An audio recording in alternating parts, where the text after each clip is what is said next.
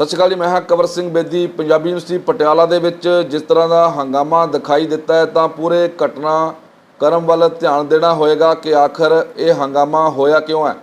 मामला तो जशनदीप कौर नाल दस्सिया जाता है, परंतु जे देखा जाए तो प्रोफैसर सरजीत के जिहड़े विवाद है वो पंजाबी यूनीवर्सिटी के विच समय समय ते पनपते रहे है। एक विवादित प्रोफैसर रहा है प्रोफैसर सरजीत। जे गल कर लीए तो कल के हंगामे की तो एकीकृत भाषावां नाल संबंधित कोर्स करने लई बठिंडा के पिंड चौंके तो कोर्स करन आई सी जशनदीप कौर पंजाबी यूनीवर्सिटी दे विच ताकि अपने भविख नूं बेहतर बना सके, परंतु इस जहान तो वो कूच कर चुकी है। तो एक वड्डा विवाद उसके जाण तो बाद पंजाबी यूनीवर्सिटी पटियाला दे विच दिखाई दिता है। विद्यार्थी जथेबंदियां दे विच वड्डा रोस है प्रोफैसर सरजीत के खिलाफ कार्रवाई नूं लैके। कह सकते हैं कि जिस तरह का घटनाक्रम दिखाई दिता है तो बहुत सारे भड़के हुए विद्यार्थियों ने प्रोफैसर सरजीत की कुटमार जिहड़ी कीती है तो कह सकते हैं कि वो काफ़ी हद तक इस करके जायज़ देखी जा सकती है, क्योंकि जिहड़ा प्रोफैसर सरजीत है हमेशा ही विवादां च रहा है, माड़ी भाषा की वरतों करता रहा है, वड्डे छोटे का लिहाज नहीं करता रहा, तो समय समय के पनपदे विवादां दे नाल रहा प्रोफैसर सरजीत। तो बहुत सारे विद्यार्थी जथेबंदी के आगुआं ने, यूनीवर्सिटी के स्टाफ ने, प्रोफैसर ने यह गल कही कि जिस तरह का प्रोफैसर सरजीत का एटीट्यूड सी तो इन्नी कु सज़ा मिलनी उसनूं ठीक सी, क्योंकि जिहड़ा विवाद पंजाबी यूनीवर्सिटी पटियाला दे विच अज सारिਆਂ ਨੂੰ दिखाई दिता है, ये विवाद तो बहुत पहला दिखाई देना सी, परंतु समा ढुकवा ना होने करके प्रोफैसर सरजीत जिहड़े है बचते आ रहे हैं। बहुत सारे दोष प्रोफैसर सरजीत ते लगते रहे हैं, चाहे जिनसी शोषण नाल संबंधित होण, चाहे विद्यार्थियों नाल संबंधित होण, चाहे अपनी भाषा नूं लैके होण, चाहे किरदार नूं लैके होण। परंतु ये गल बड़ी खास तौर पर चर्चा का विषय बनी है कि जिथे बच्चों के प्रति मापियां की वड्डी भूमिका हुंदी है, उत्थे ही विद्यार्थी जदों पढ़ाई लिखाई कर रहे होंदे, अपने भविख की तलाश कर रहे होंदे है, तो उसका बहुता भविख जिहड़ा है उसके अध्यापक ते निर्भर करता है, क्योंकि समाज दे विच अध्यापक नूं गुरु का दर्जा मिलिया होया।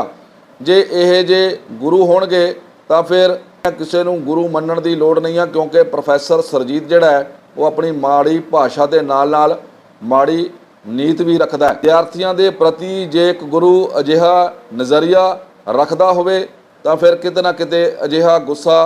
सामने आना सुभाविक होंदा है। अजिहे विवाद जिहड़े है समय समय ते पनपदे रहिंदे है, तो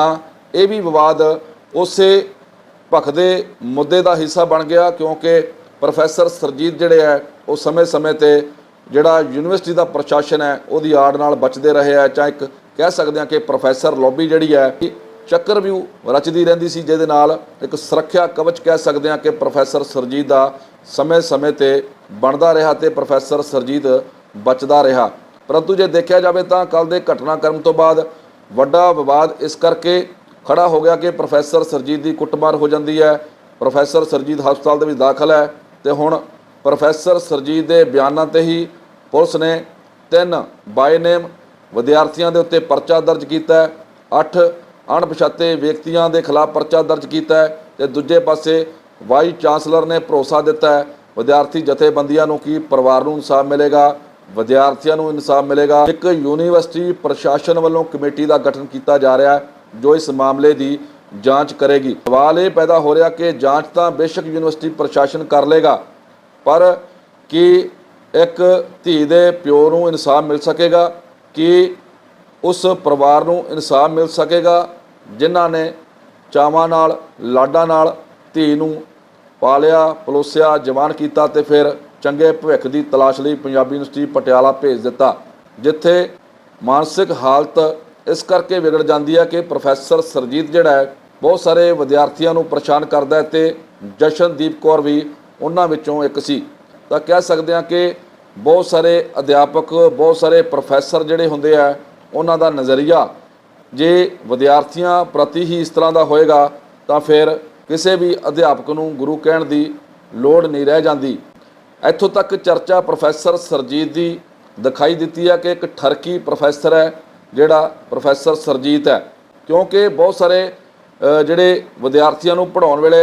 अजिहे किस्से सामने आ जाते हैं, चाहे हीर रांझे का किस्सा है, चाहे मिर्जा साहिबा का किस्सा है, ਜਾਂ बहुत सारिया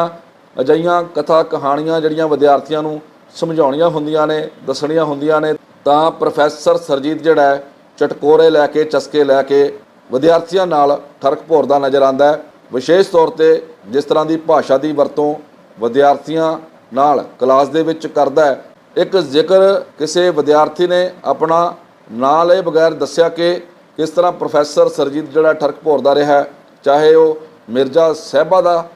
ਜਿਹੜਾ ਕਿੱਸਾ ਸੀ ਉਸ ਨੂੰ ਨਾਲ ਜੋੜ ਕੇ ਉਸਨੇ ਪੂਰੀ ਕਹਾਣੀ ਦੱਸੀ ਕਿ ਕਿਸ ਤਰ੍ਹਾਂ ਮਿਰਜ਼ਾ ਸਾਹਿਬਾ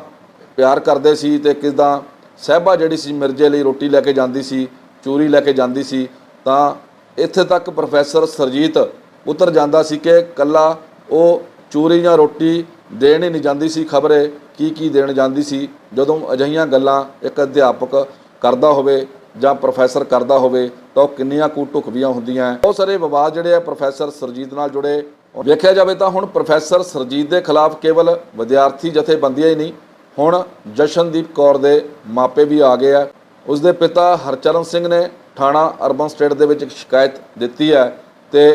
ਕਤਲ ਦਾ ਮਾਮਲਾ ਦਰਜ ਕਰਨ ਦੀ ਮੰਗ ਕੀਤੀ ਹੈ, ਕਿਉਂਕਿ ਉਸਨੇ ਉਸ ਚਿੱਠੀ ਦੇ ਵਿੱਚ ਆਪਣੇ ਬਿਆਨਾਂ ਦੇ ਵਿੱਚ ਦੱਸਿਆ ਕਿ ਪ੍ਰੋਫੈਸਰ ਸਰਜੀਤ ਕਿਸ ਤਰ੍ਹਾਂ ਉਹਨਾਂ ਦੀ ਧੀ ਜਸ਼ਨਦੀਪ ਕੌਰ ਨੂੰ ਪਰੇਸ਼ਾਨ ਕਰਦਾ ਰਿਹਾ। ਜਸ਼ਨਦੀਪ ਕੌਰ ਜਿਹੜੀ ਪਹਿਲਾਂ ਹੀ ਸਾਹ ਦੀ ਬਿਮਾਰੀ ਨਾਲ ਪੀੜਤ ਸੀ, ਤਾਂ ਕਹਿ ਸਕਦੇ ਹਾਂ ਕਿ ਇੱਕ ਪਿਤਾ ਦਾ ਦਰਦ ਉਸ ਸਮੇਂ ਝਲਕਦਾ ਦਿਖਾਈ ਦਿੱਤਾ, ਕਿਉਂਕਿ ਜਦੋਂ ਉਹਦੀ ਧੀ ਦੇ ਸੁਪਨੇ ਪੂਰੇ ਨਹੀਂ ਹੋਏ, ਉਹਨਾਂ ਦੇ ਪਰਿਵਾਰ ਦੇ ਸੁਪਨੇ ਪੂਰੇ ਨਹੀਂ ਹੋਏ ਤੇ ਭਵਿੱਖ ਦੀ ਤਲਾਸ਼ ਵਿੱਚ ਨਿਕਲੀ ਜਸ਼ਨਦੀਪ ਕੌਰ ਦੀ ਮੌਤ ਹੋ ਜਾਂਦੀ ਹੈ। ਹੁਣ ਵੇਖਣਾ ਇਹ ਹੋਏਗਾ ਕਿ ਪੰਜਾਬੀ ਯੂਨੀਵਰਸਿਟੀ ਪ੍ਰਸ਼ਾਸਨ ਕਿਸ ਤਰ੍ਹਾਂ ਦਾ ਇਨਸਾਫ ਵਿਦਿਆਰਥੀ ਜਥੇਬੰਦੀਆਂ ਨੂੰ ਦਿੰਦਾ ਹੈ, ਕਿਸ ਤਰ੍ਹਾਂ ਦਾ ਇਨਸਾਫ ਜਿਹੜਾ ਹੈ ਉਹ ਪਰਿਵਾਰ ਨੂੰ ਦਿੱਤਾ ਜਾਂਦਾ ਹੈ। ਕਹਿ ਸਕਦੇ ਹਾਂ ਕਿ ਇੱਕ ਵੱਡੇ ਵਿਵਾਦ ਦੇ ਨਾਲ ਪੰਜਾਬੀ ਯੂਨੀਵਰਸਿਟੀ ਪਟਿਆਲਾ ਜੁੜਦੀ ਦਿਖਾਈ ਦੇ ਰਹੀ ਹੈ ਤੇ ਜਿਸ ਤਰ੍ਹਾਂ ਦਾ ਘਟਨਾਕ੍ਰਮ ਪੰਜਾਬੀ ਯੂਨੀਵਰਸਿਟੀ ਪਟਿਆਲਾ ਦੇ ਵਿੱਚ ਬਣਿਆ ਹੋਇਆ, ਤਾਂ ਇਹ ਚਰਚਾ ਖਾਸ ਤੌਰ ਤੇ ਬਣੀ ਹੋਈ ਹੈ ਕਿ ਪ੍ਰੋਫੈਸਰ ਸਰਜੀਤ ਦੇ ਨਾਲ ਜੋ ਵੀ ਹੋਇਆ ਉਹ ਠੀਕ ਹੋਇਆ ਤੇ ਇਹ ਵਿਵਾਦ, ਇਹ ਹੰਗਾਮਾ ਤਾਂ ਬਹੁਤ ਪਹਿਲਾਂ ਪੰਜਾਬੀ ਯੂਨੀਵਰਸਿਟੀ ਪਟਿਆਲਾ ਦੇ ਵਿੱਚ ਦਿਖਾਈ ਦੇਣਾ ਸੀ। ਜਸ਼ਨਦੀਪ ਕੌਰ ਦੇ ਨਾਲ ਜੁੜੇ ਇਸ ਵਿਵਾਦ ਵਿੱਚੋਂ ਪਰਿਵਾਰ ਨੂੰ ਕਦੋਂ ਇਨਸਾਫ ਮਿਲੇਗਾ, ਵਿਦਿਆਰਥੀ ਜਥੇਬੰਦੀਆਂ ਨੂੰ ਕਿੰਨਾ ਕੁ ਇਨਸਾਫ ਮਿਲ ਸਕਦਾ ਹੈ, ਤਾਂ ਕਹਿ ਸਕਦੇ ਹਾਂ ਕਿ ਪੂਰੇ ਘਟਨਾਕ੍ਰਮ ਦੇ ਪ੍ਰਤੀ ਜਿਸ ਤਰ੍ਹਾਂ ਦਾ ਅਧਿਆਪਕਾਂ ਦਾ ਜਾਂ ਇੱਕ ਪ੍ਰੋਫੈਸਰ ਦਾ ਅਜਿਹਾ ਕਿਰਦਾਰ ਹੋਵੇ, ਤਾਂ ਕਿਤੇ ਨਾ ਕਿਤੇ ਸ਼ੱਕੀ ਕਿਰਦਾਰ ਵਾਲੇ ਪ੍ਰੋਫੈਸਰ ਸਰਜੀਤ ਨਾਲ ਜੋ ਕੁਝ ਵੀ ਹੋਇਆ, ਬੇਸ਼ੱਕ ਕੁਝ ਧਿਰਾਂ ਵੱਲੋਂ ਉਸਦੀ ਇਸ ਮੁੱਦੇ ਤੇ ਨਿੰਦਾ ਕੀਤੀ ਜਾ ਰਹੀ ਹੈ, ਪਰੰਤੂ ਜੇ ਦੇਖਿਆ ਜਾਵੇ ਤਾਂ ਇੱਕ ਵਿਵਾਦਤ ਪ੍ਰੋਫੈਸਰ ਸਰਜੀਤ ਪ੍ਰਤੀ ਪੰਜਾਬੀ ਯੂਨੀਵਰਸਿਟੀ ਪਟਿਆਲਾ ਦੀ ਜਾਂਚ ਕਮੇਟੀ ਕਿੰਨਾ ਕੁ ਇਨਸਾਫ ਕਰ ਪਾਉਂਦੀ ਹੈ, ਇਹ ਵੀ ਵੇਖਣਾ ਹੋਵੇਗਾ। ਮੇਰਾ ਨਾਮ ਜੁਗਰਾਜ ਸਿੰਘ, ਯੂਨਾਈਟਿਡ ਸਿੱਖ ਸਟੂਡੈਂਟ ਫੈਡਰੇਸ਼ਨ। ਇਹੋ ਜਿਹੀਆਂ ਘਟਨਾ ਇੱਕ ਯੂਨੀਵਰਸਿਟੀ ਨਹੀਂ, ਹਰੇਕ ਕਾਲਜ ਦੇ ਵਿੱਚ, ਹਰੇਕ ਯੂਨੀਵਰਸਿਟੀ ਦੇ ਵਿੱਚ ਵਾਪਰਦੀਆਂ। ਵਿਦਿਆਰਥੀਆਂ ਦੇ ਉੱਤੇ ਇੰਨਾ ਜ਼ਿਆਦਾ ਬੋਝ ਪਾਇਆ ਜਾਂਦਾ ਪੜ੍ਹਾਈ ਦਾ, ਇੰਨਾ ਜ਼ਿਆਦਾ ਹਾਜ਼ਰੀਆਂ ਦਾ ਬੋਝ ਪਾਇਆ ਜਾਂਦਾ ਕਿ ਉਹ ਮਾਨਸਿਕ ਦਬਾਅ ਨਾ ਝੱਲਦੇ ਹੋਏ ਕਈ ਸੁਸਾਈਡ ਕਰ ਜਾਂਦੇ ਆ, ਕਈਆਂ ਦੀ ਸਿਹਤ ਵਿਗੜ ਜਾਂਦੀ ਹੈ। ਸਰੀਰਕ ਪੀੜਾ ਦੇ ਨਾਲੋਂ ਅਸੀਂ ਸਮਝਦੇ ਹਾਂ ਕਿ ਜੇ ਕਿਸੇ ਨੂੰ ਦੇਹ ਕਰਕੇ ਕੁੱਟਮਾਰ ਕੀਤੀ ਜਾਂਦੀ ਹੈ ਉਹੀ ਹਰਾਸਮੈਂਟ ਹੁੰਦੀ ਹੈ ਜਾਂ ਉਹੀ ਦਰਦ ਹੁੰਦਾ, ਪਰ ਜਿਹੜਾ ਮਾਨਸਿਕ ਦਰਦ ਹੈ, ਮਾਨਸਿਕ ਦਬਾਅ ਆ, ਉਹ ਸਰੀਰਕ ਪੀੜਾ ਦੇ ਨਾਲੋਂ ਕਿਤੇ ਜ਼ਿਆਦਾ ਵੱਡਾ। ਉਹ ਸੁਸਾਈਡ ਵਾਲੇ ਪਾਸੇ ਜਾਂਦਾ ਜਾਂ ਉਹਦੀ ਸਿਹਤ ਜਿਹੜੀ ਹੈ ਡੇ ਬਾਈ ਡੇ ਜਿਹੜੀ ਆ ਉਹ ਖਤਮ ਹੁੰਦੀ ਜਾਂਦੀ ਹੈ। ਅਜਿਹਾ ਹੀ ਕੁਝ ਇਸ ਬੱਚੀ ਦੇ ਨਾਲ ਵਾਪਰਿਆ ਤੇ ਜਿੰਨੀਆਂ ਯੂਨੀਵਰਸਿਟੀਆਂ, ਜਿੰਨੇ ਕਾਲਜ ਆ, ਉਹਨਾਂ ਦੇ ਵਿੱਚ ਪ੍ਰੋਫੈਸਰਾਂ ਦੇ ਵੱਲੋਂ ਢਾਂਚਾ ਹੀ ਇਹੋ ਜਿਹਾ ਬਣਾ ਦਿੱਤਾ ਗਿਆ ਕਿ ਇੱਕੋ ਇੱਕ ਕਿੱਤਾ ਅਧਿਆਪਕਾਂ ਦਾ ਜਿਹੜਾ ਸਾਰੇ ਕਿੱਤਿਆਂ ਨੂੰ ਜਨਮ ਦਿੰਦਾ। ਪਰ ਇਹ ਇੰਨਾ ਜ਼ਿਆਦਾ ਭ੍ਰਿਸ਼ਟ ਹੋ ਚੁੱਕਾ, ਇੰਨੇ ਜ਼ਿਆਦਾ ਇਹ ਕੌਲੀ ਚੱਟ ਹੋ ਚੁੱਕੇ ਨੇ ਅਥਾਰਟੀਆਂ ਦੇ, ਉਹਨਾਂ ਨੂੰ ਖੁਸ਼ ਕਰਨ ਵਾਸਤੇ ਵਿਦਿਆਰਥੀਆਂ ਦਾ ਹਰੇਕ ਤਰੀਕੇ ਨਾਲ ਸ਼ੋਸ਼ਣ ਹੋ ਰਿਹਾ, ਚਾਹੇ ਸਰੀਰਕ ਤੌਰ ਦੇ ਉੱਤੇ ਹੈ,